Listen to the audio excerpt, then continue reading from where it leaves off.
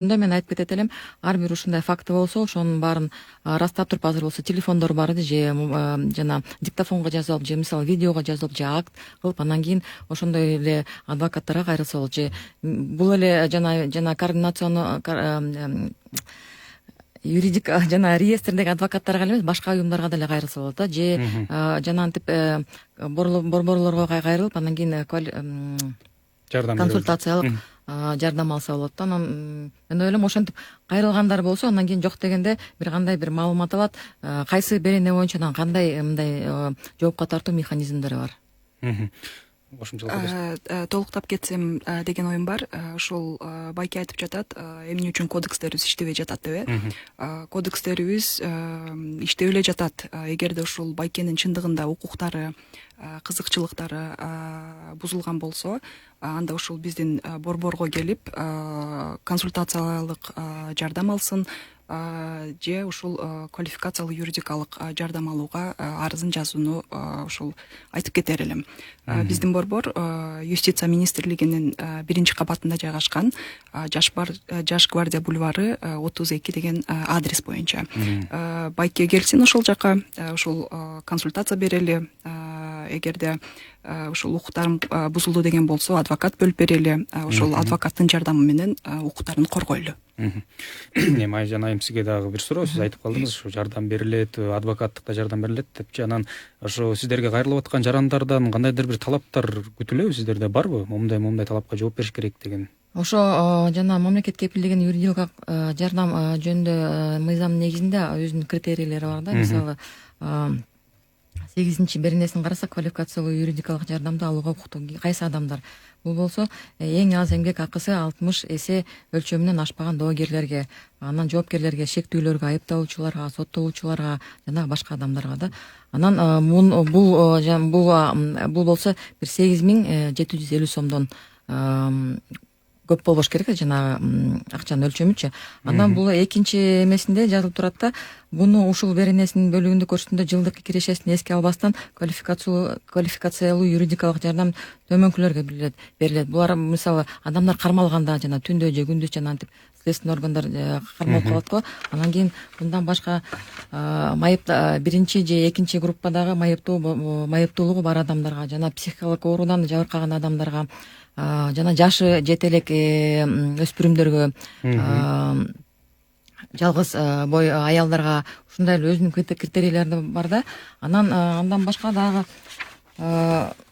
бул болсо жана квалификациялуу жардам боюнча да, жана укуктук жардам ал ар бир жаранга берилет да. Акчаң барбы жокпу, ал абсолютно эч ким карабайт. Келип кайрылсаң болот, анан кийин өзүң суроо боюнча өзүң юридикалык жардам алсаң болот. Мен бул жерде айтып кетет элем, көптөр эле айтып атпайбы, биз деле региондорго тияка бияка барып анан айтып атат, юридикалык жардам жетпейт, анан адвокаттардын тиги акчасы көп, анан кийин адвокаттар бизге адвокаттарга төлөй албай атабыз депчи. Просто мен бул жерде ойлоп атам, жарандарга көп маалымат жетпей атса керек.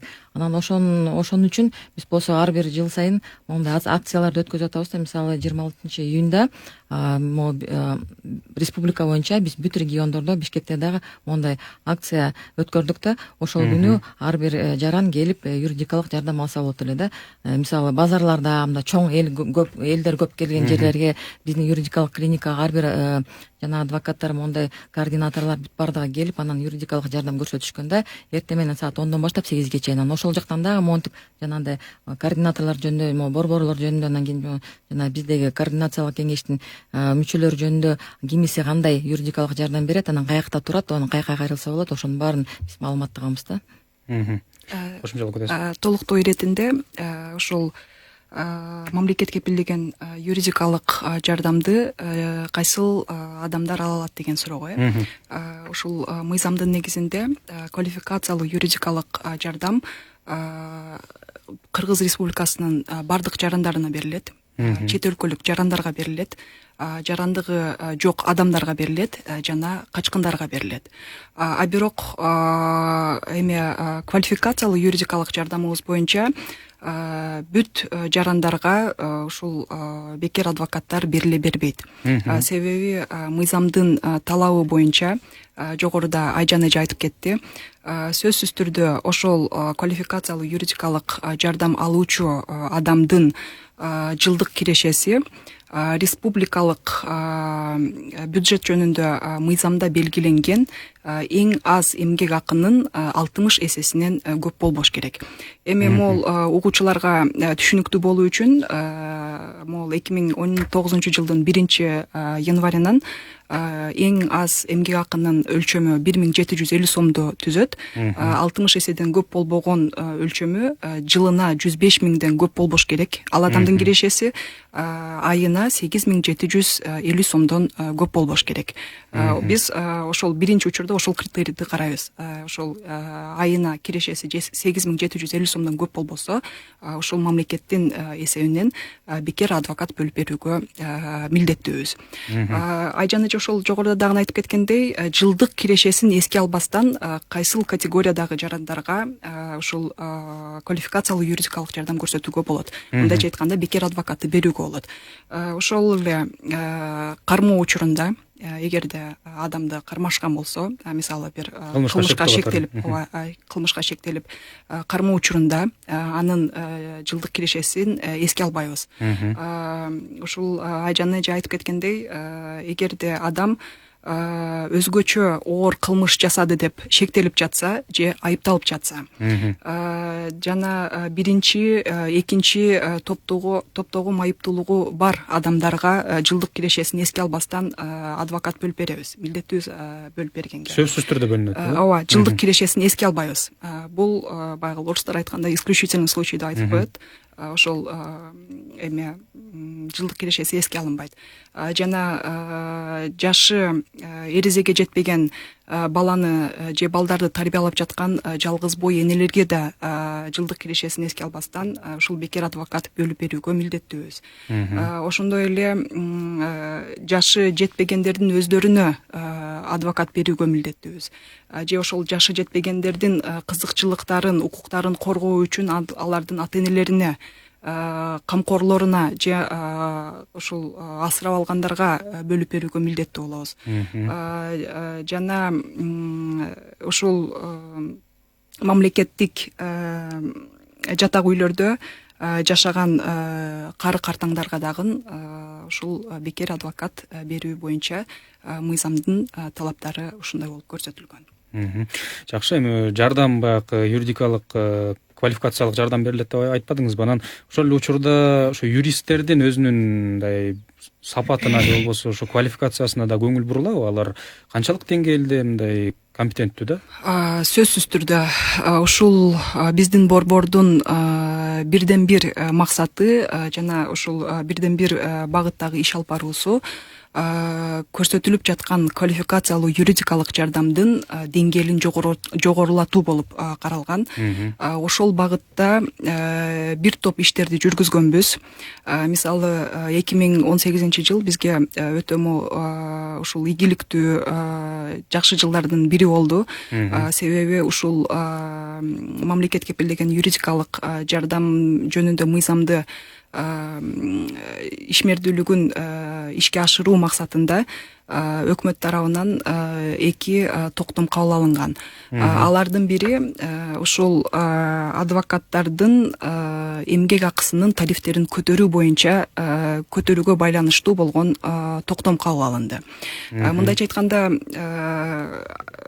эгерде адвокаттардын деле эмгек маянасы, эмгек акысы аз болсо, анда сапатты деле талап кылуу кыйын болуш керек деп ойлоймун. Ошол адвокаттар деле өздөрү мындай иштөөгө кызыкчылыгы болбой калышы мүмкүн эле. Ошол тарифтерди азыркы күндө 2-3 эсе көтөрдүк деп айтсак болом. Мисал катары айта кетсем, мисалы биз ар бир баскычка, ар бир баскычта көрсөтүлгөн квалификациялуу юридикалык жардамга алардын эмгек акыларын төлөп беребиз. Кечиресиздер, бизде да бир телефон байланыш бар экен, ошону тыңдап алып, анан маегибизди улантсак. Алло, саламатсызбы? Алло, саламатсыңар, Анара Жуманалиева. Ну, баягы мындай демилгелер жакшы да, бесплатный адвокат жана кайсы тараптарга берилет депчи. Менде бир практика бар да, урматтуу айымдар.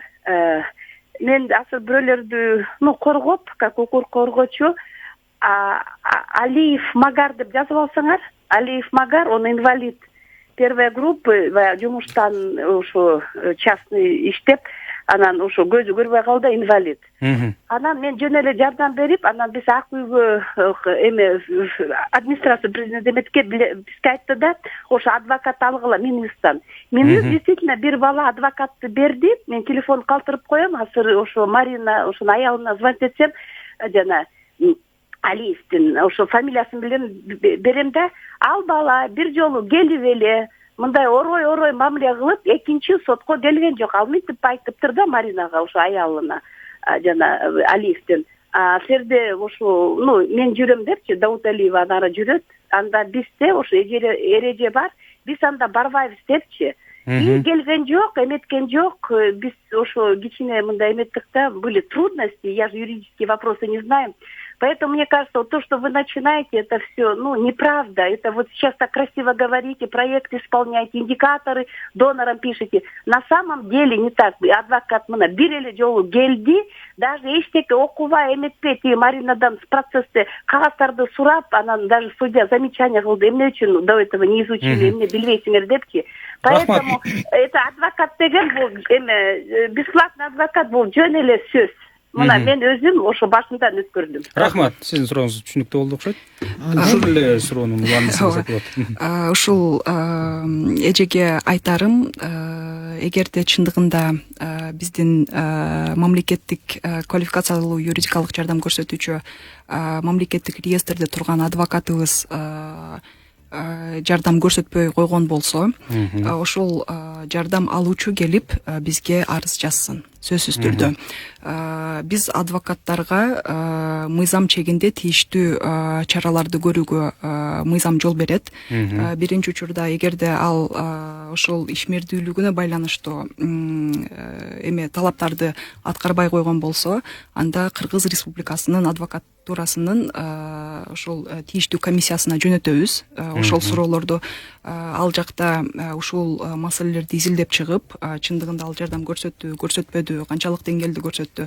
Эгерде ушул эже айтылган сөздөр чын так чыга турган болсо, анда ошол мыйзам чегинде алар чара колдонууга мүмкүнчүлүгү бар.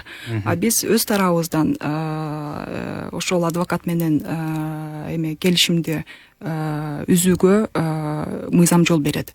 Мындайча айтканда, биз андай жардам көрсөтпөгөн адвокаттар менен башка келишим түзбөстөн, келишимди үзүп, ал адамдарды ошондой адвокаттарды реестрден чыгарып коюуга мүмкүнчүлүгүбүз бар. Мен бир кошуп кетейин дедим элем, бул жерде бул эң жакшы суроо. Биз эми айта албайбыз да, бүт бардыгы эле 100% адвокаттардын баары аябай жакшы иштейт, анан кийин эметчи. Бирок бул жерде Динара айтып кеткендей, жана координатор бар. Ошол координатор, ар бир координатор жана ар бир ай сайын жана адвокаттын ишин текшерет да, эмне кылган, каяка барган, ошонун негизинде анан акча төлөнүп берет да.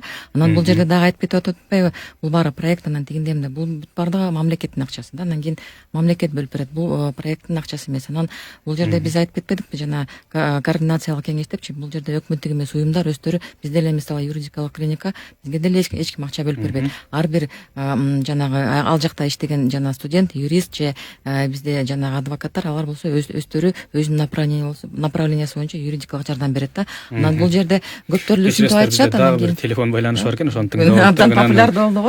Улантсак маегибизди. Алло, саламатсызбы? Өзүңүздү тааныштырып, сурооңузду бере бериңиз. Алло, ассаламу алейкум. Нарындан чыгып жатам, атым Кубаныч.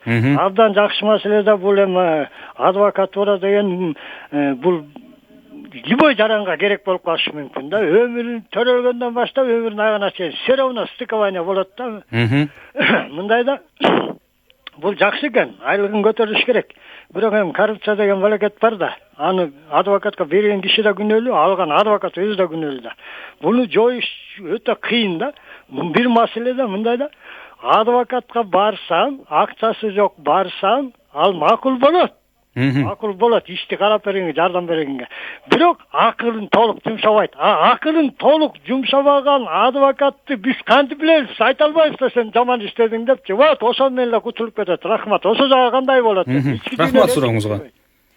Ооба, түшүнүктүү болду. Эң жакшы суроо бүгүн. Анан кийин мен айтат элем да, бул жерде бизде көптөр болсо монтип адвокатка иштерин берип коет, анан кийин өзүнүн колдоруна документтер жок, мындай жүрө беришет да, бул платный адвокатпы, жана могу реестрде турган адвокаттарбы. Анан бул кандай механизмдар бар?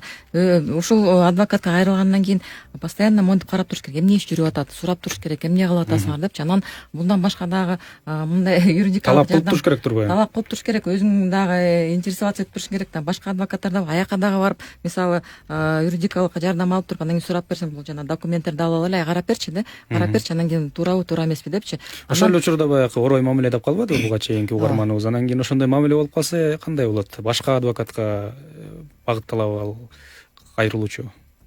Андай деле механизм бар, мисалы координаторго кайрылып, эмне үчүн мисалы жанагындай бир эмелер болсо, же жакшы иштебей койду, же дагы бирдек болду деп жанагындай координаторго кайрылса, андан кийин башка адвокат да калса болот да. Бирок анын баарын тастыкташ керек да. Анан бизде ар кандай учурлар болот да. Бирөө жөн эле жакпай калды, бирөөсү может быть жакшы эле иштеди, бирок дагы бирдек болуп калды. Ошонун баарын тастыктап, андан кийин кайрылса болот, башка адвокат берилет. Анан бул жерде дагы мен айтып кетет элем, өкмөттүк эмес уюмдар азыр көп да, нарында деле бар толтура. Андан кийин көптөрү аябай сапаты дагы жакшы, юридикалык жактан дагы жакшы жардам берет. Анан биздин кеңештин дагы жана координациялык кеңештин дагы мүчөсү болот. Аларга деле кайрылса болот. Мисалы жана документтерде боло эле, бизде көп эле клиенттер бар, мисалы ар бир эмелерге келип, анан кийин бир эле суроо боюнча юридикалык жардам алып берет, анан өздөрү анан бир 3 адвокат 3 жерге барат, анан кийин өздөрү ойлошот да кимге барыш керек, Бул дагы бир ушундай механизм бар да. Анан жана коррупциялык иш боюнча дагы аксакал сөз козгоп кетти. Ушул Айжан эжеге кичине толуктуу иретинде сөз кошуп коеюн. Эгерде ошол биринчи сурооңуз боюнча жаран адвокат жакшы иштебей жатат деп бизге арызы менен кайрыла турган болсо, биз сөзсүз түрдө ал арызды изилдеп чыгабыз биринчи учурда. Анан ушул жүйөлөштүрүлгөн негиздер боло турган болсо, адвокат чындыгында туура эмес же жакшы деңгээлде квалификациялуу юридикалык жардам көрсөтпөгөндүгү боюнча, анда биз ал адвокатты башка адвокатка алмаштырып беребиз сөзсүз түрдө. Анан могул нарындан чалган байкенин ушул коррупция жөнүндө суроосу боюнча аралашып кетиши мүмкүнбү деген ойду айтып окшойт. Ошол суроосу боюнча эми байке айтып кетти, эгерде акчаң жок болсо адвокат карабайт деп. Мен дагы бир жолу белгилеп айтып кетемин. Биздин ушул борбор тарабынан дайындалган адвокаттарга эч кандай акча берүүнүн кереги жок, кажети жок. Себеби алардын эмгек акысын, дагы бир жолу кайталап кетем, мамлекеттин эсебинен, мамлекеттин бюджетинен төлөп берилет. Ушул ар бир кайрылуучу эч кандай акча бербейт, бир гана мамлекет төлөп берет.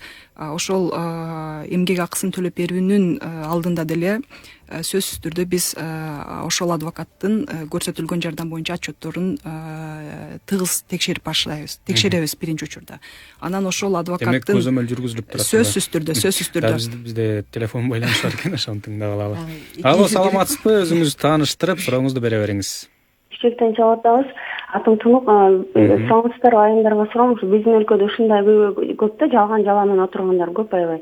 Бизге башка бир өлкөнүн жаранын жалган жаламен отургузуп коюптур да, 9 жылдан бери өтүптүр, андан аштыр. Андан бери канча жыл чыгарабыз деп $70,000 акчасы кетип калыптыр да, айтысы боюнча. Анан айтпайт, азыр деле айтпайт экенде, өзү эме сыроспечение последний стадия ракта эмес боору. Айтпайт экен. Анан суроо бергеним, азыр ушундай абалдагы адамдар угуп атса да, аларга сиздерге кандай кайрылат? Абактан чагылышпайт да. Ошондой эле башка өлкөнүн жарандарына жанагындай ооруп, ушундай рак кандай катуу ооругандарга жеңилдиктер барбы? Ошол маалыматты кандай алса болот сиздерден? Рахмат сурооңузга.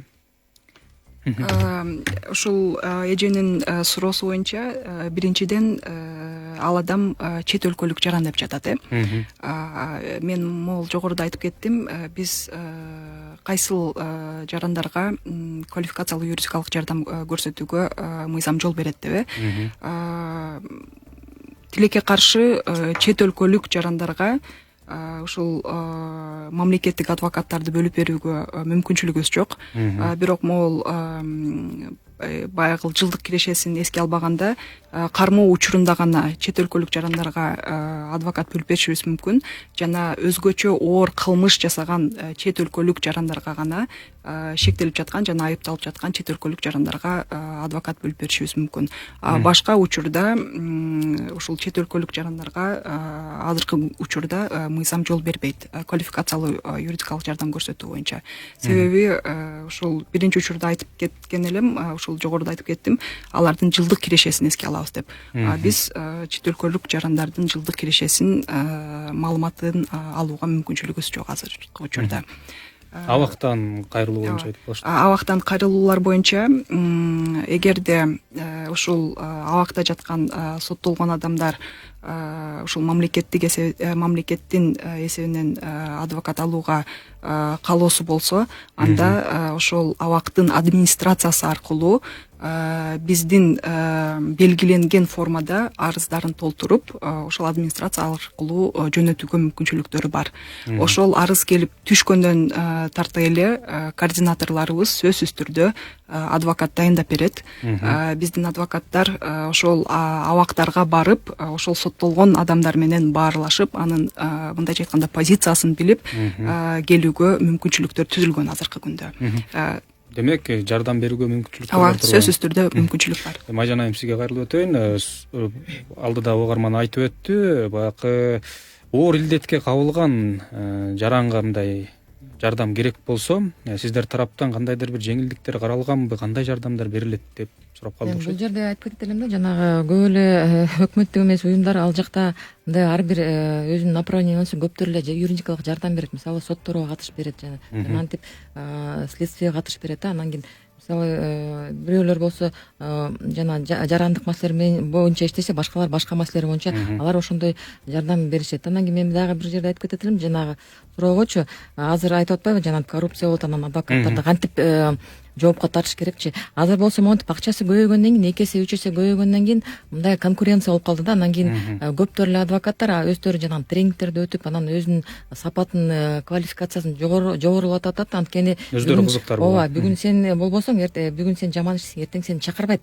Анткени координатор деле сени графикке койбойт. Анан кийин элдер деле ушинтип калат. Анан сиз айтып кеттиңизби, азыр укуктук культурага, маданият да, элдин укуктук маданияты бир аз мындай көтөрүлүп атат да. Анан кийин айтып кетип атпайбызбы, элдер кайка мындай бүгүн деле суроолорду көрсөк, жакшы суроолорду берип атат. Кайка кайрылыш керек, эмне кылыш керек, анан кийин критика деле болуп атпайбы.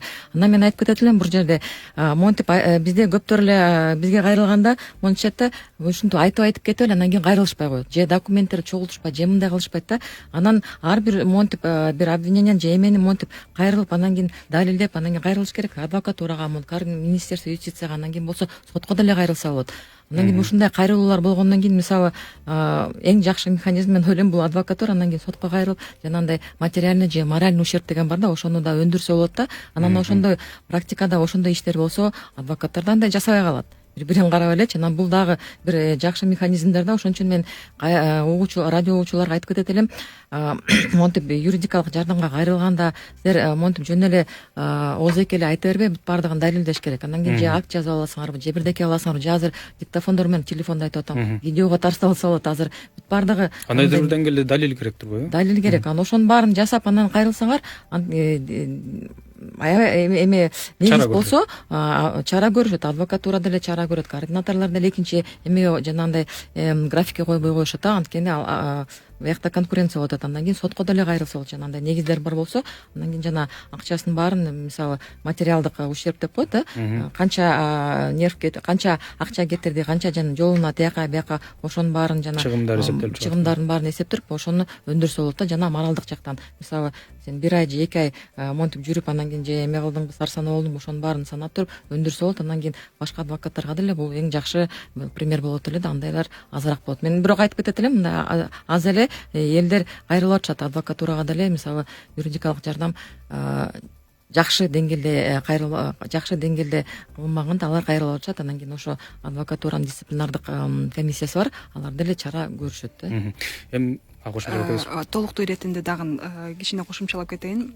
Ушул кечиресиздер, сөз башта электе дагы бир телефон чалып экен, ошону угуп алып Алло, саламатсызбы? Мен Анара Дауталиева. Фамилиясын айтып кетейин, а то силер прям критика кылдыңар го, айтпайсыңыз. Иманкулов Эрболот деген бала. Мен районный сотто по гостехинспекцияда болгон сот. Иманкулов Эрболот. Рахмат. Жабырлачу Алиев Магар. Бул эми баягы маалымат иретинде айтылды окшойт. Ооба. Сиздин кошумчаңызды улантабы? Абдан жакшы. Мен ойлоп атам, Динара Сермонну жазып туруп, анан сайтка жазып, анан биз дагы монтип социалдык тармактардан эме кылсак болот да, жөнөтүп. Ушул Анар эженин айтылган сөзүнө, ушул мамлекеттик адвокаттарга эч ким ишенбейт, ишенич жок, иштешпейт деген сөзүнө чындыгында могул мамлекет кепилдеген юридикалык жардам жөнүндө мыйзамыбыз 2016-жылы жаңы редакцияда кабыл алынган. Алга чейин деле ушул мамлекет кепилдеген юридикалык жардам жөнүндө мыйзамдарыбыз болуп келген. Ушул жаңы мыйзам менен эски мыйзамдын айырмачылыктары өтө чоң. Чындыгында мурдагы мыйзам боюнча квалификациялуу юридикалык жардам көрсөтүү боюнча эч кандай тартип, талаптар болгон эмес. Ошол себептен адвокаттарыбыз байгыл дежурный адвокат деген мындай сөздөргө деле калган учурлар бар. Адвокаттарга ишенбестик деле көп болгон ошол учурларда. Мына эми жаңы мыйзам кабыл алынып, жогоруда эле айтып кеттим, ушул эфирдин башында борборубуз түзүлгөнүнө мына 2 жыл гана болду. Ошол себептен ушул квалификациялуу юридикалык жардамдын сапатын жогорулатууга эң башкысы ушул адамдар жогорку деңгээлде юридикалык жардам алуусуна бүт мүмкүнчүлүктөрүбүздү ушул жумшап келип жатабыз. Ушул укуктук база түзүлүп, ушул квалификациялуу юридикалык жардамдын көрсөтүү боюнча механизмдерди, тартиптерди түзүп, жана ушул сапатты жогорулатуу үчүн бүт иш аракеттерди жасап келүүдөбүз. Эми багыл орустар айткандай, Москва деле бат эле куруп калган эмес. Ошол себептен Алла буйрса биздин борбор деле ушул жогорку деңгээлдеги квалификациялуу юридикалык жардам көрсөтүүчү борборго айлануусуна чоң ишенич бар. Айжан айым, эми сизге мисалы үчүн адвокат катары баягы буга чейин угарман айтып өттү, ден соолугунан мындай жабыркаган бир кайрылман болсо, ага кандай жардам көрсөтөсүздөр? Ушул адис катары айтып өтсөңүздөр. Ал монтип кайрылганда жана сөзсүз түрдө жанатып өзүнүн далилдерин алып келиш керек да, эмне оору, эмне ошонун баарын карап туруп, ошонун негизинде эле да. Анан жеңилдиктер барбы бирок ошол байланыштуу мисалы үчүн? Ошондой монтип айтып кеткен чын эле ошондой оору бар болсо, ошондой жеңилдиктер бар, аны карап туруп эле ошонун негизинде монтип тийиштүү жардам берилет. Тийиштүү жардам бере алсак болот да. Анан жанантип эми ал оорунда караш керек да, кандай эмелер бар, ошонун негизинде жардам бергенге мен ойлойм механизмдери бар. Ушул толуктуу иретинде айтып кетсем, баягы жылдык кирешесин эске албастан кайсыл категориядагы жарандарга квалификациялуу юридикалык жардам берилет деп. Эгерде ошол оорусунун негизинде биринчи же экинчи топтогу майыптуулукка чыккан болсо, анда мамлекет эсебинен бекер адвокат бөлүп берүүгө мүмкүнчүлүгүбүз бар. Биздин мыйзам негизинде. Эми биздин баягы темага шайкеш келгенде суроо берейин. Сиздерге кандай кайрылса болот? Анан сиздердин борбордор каяктарда жайгашкан, ошолорго кичине токтолуп бересизби? Биринчи учурда биздин борборубуз ушул башында айтып кеттим, Юстиция министрлигинин биринчи кабатында жайгашкан, Жаш гвардия бульвары 32 деген адрес боюнча. Бирок ошондой эле биздин борборубуздун региондордо бөлүмдөрү бар. Мисалы, ар бир областтарыбызда бирден бөлүмдөрүбүз бар. Ал жактарда дагы координаторлор иш алып барышат. Биздин борборго ушул жардам алуу үчүн кандай түрдө кайрылыш керек?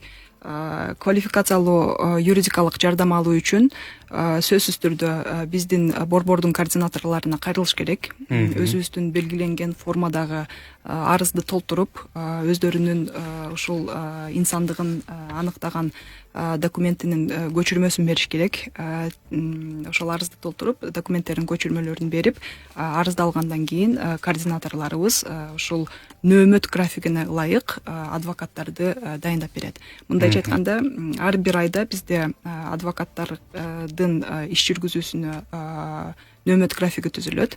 Анан ошол нөөмөт графигине ылайык адвокат ошол адамга, ошол жаранга дайындалып берилет. Ошол эми региондордо болсо, региондордо деле координаторлорубуз иштейт, аларга деле өздөрүнүн арыздары менен кайрылса, ал адамдарга деле адвокаттар дайындалып берилет сөзсүз түрдө. Канчадан кайсы убакка чейин кайрылууга мүмкүнчүлүгү бар биздин жарандардын? Мисалы, багыл кылмыш берсеңиз.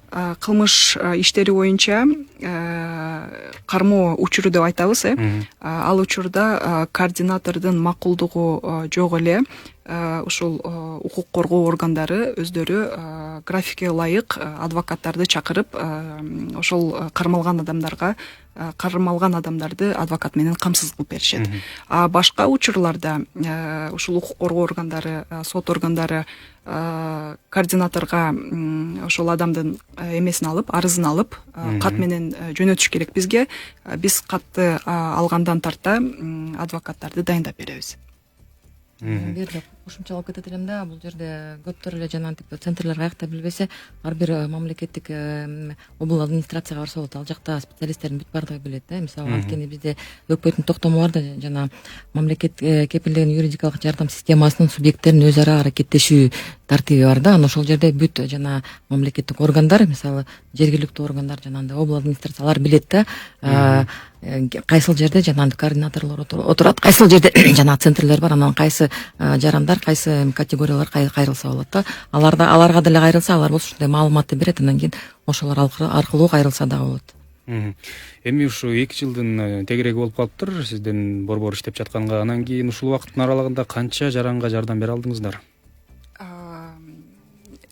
Ушул 2018 жылдын жыйынтыгы боюнча консультациялык укуктук жардам 46.700 жаранга көрсөтүлдү.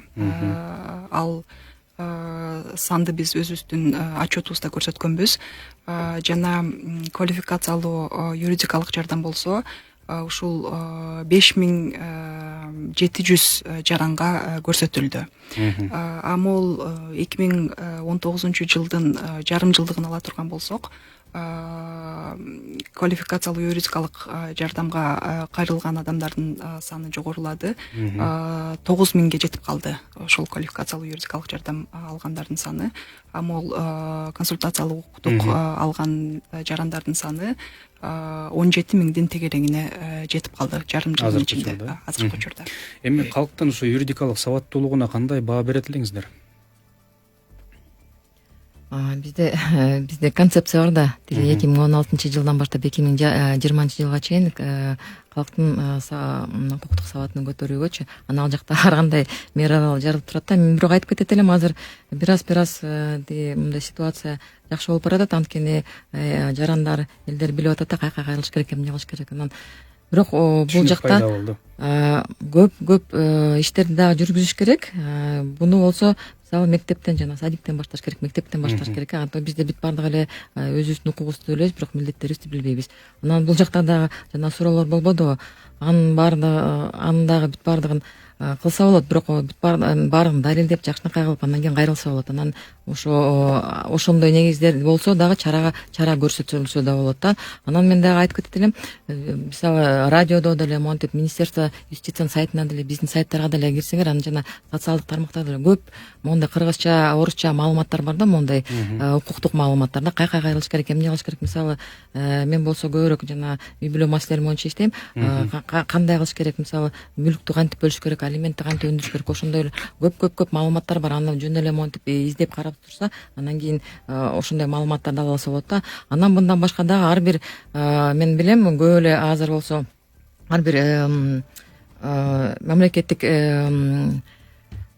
мекемелер алар болсо ар бир жака барып мектептерге, анан кийин жанагындай вуздарга барып мындай лекция өткөрүшөт. Анан кийин өздөрү жөнүндө айтып беришет, кандай жардам беришет. Судьялар дагы, мисалы биздин немелер дагы баардыгы айтып беришет, кандай сот система жөнүндө судьялар айтып беришет, кандай иштер боюнча кандай практика бар, анан кийин эмне кылыш керек. Ошондой көп эмелер жүрүшүп атат да. Андан башка дагы мен монтип социалдык тармактарда көрөм, анимациялар дагы бар да, кыргызча түрүндө, кыргыз тилинде, орус түрүндө көп эмелер бар. Ошонун баарын ушундай ушул укуктук маданиятты көтөрүү аракеттери болуп атат. Анан дагы көбүрөөк иштеш керек. Анан кийин жарандар дагы өздөрү дагы мындай аракет жасаш керек да. Чектелүү убакыт калды, бир 30 секунд.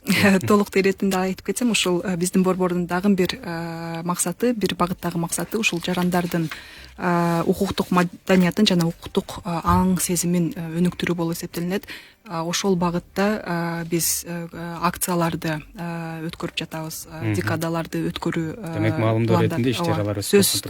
Сиздерге ыраазычылык, келип ушундай кызыктуу маек куруп бергениңиздерге ардактуу угармандар эскерте кетсем, бизде конокто Юстиция министрлигинин алдындагы мамлекет кепилдеген юридикалык жардамды координациялоо боюнча борборунун жетектөөчү адиси Динара Эркинбаева жана Кыргыз мамлекеттик юридикалык академиясынын Жарандык жана үй бүлө укугу кафедрасынын окутуучусу адвокат Айжан Жуманалиевалар болду. Ал эми Sputnik Кыргызстан радиосу өз уктурууларын улантат.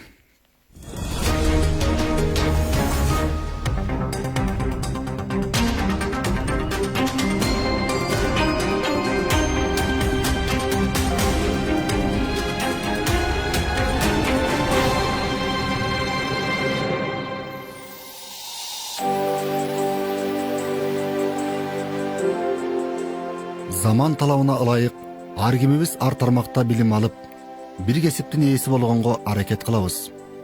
Бирок жогорку билим кишинин теңирден буйруган касиети, өзөгүндө бугуп жаткан өнөрү, канында кайнап турган ички дараметин ачабы? Анткени ар бир киши табиятынан бир ишке маш, бир өнөргө шыктуу жаралат эмеспи? Бир кесипти аркалап, өмүр өтөлгөсүндө ошону менен жашап, бирок жараткандан буйруган касиети, өнөр ачылбай кеткен адамдар да арбын. Демек, өмүрдөгү маанилүү нерсе кишинин өзүн өзү таанып, өз өнөрүн ача билгени окшобойбу? Киши